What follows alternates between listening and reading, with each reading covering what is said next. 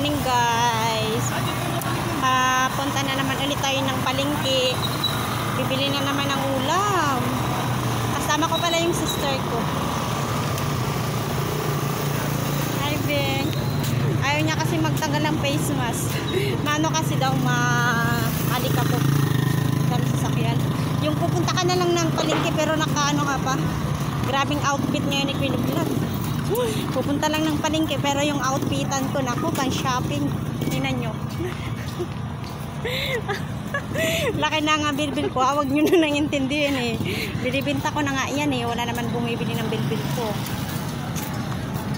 Kahit mainit, sige lang. Ayoko kasing ano guys. Ayoko mga ka-Queen of Vlog magsakay ng sasakyan. Paano malis yung bilbil ko pag lagi ako sumasakay? Dito kita mabakal sa fish landing kay barato dito. Yan, napakainit mga ka-Queen of Vlog. Pero sige lang, carry pa naman.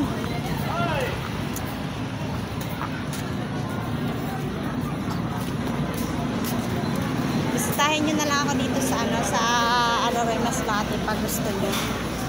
Ha? Tapos tuluan na yung pawis ko. Kabag lang yung yung tag dito. Yung bag ko guys, yung laman lang yan. Ano lang 100. Sa murang ulam lang tayo eh. Mura naman talaga dito yung ulam sa sa Aroroy. Tapos fish pa. Habal-habal kami sa tail kuya. Sabi ng lalaki habal-habal daw. Sabi ko habal-habal sa paa. Sobrang init. Ayan oh, kahit may payong na kami. Oh my God. Biling ko kulay itim.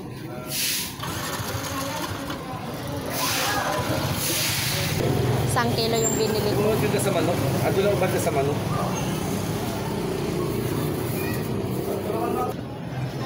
Ayan pa, may tuyo. Palamig muna tayo kasi grabe init.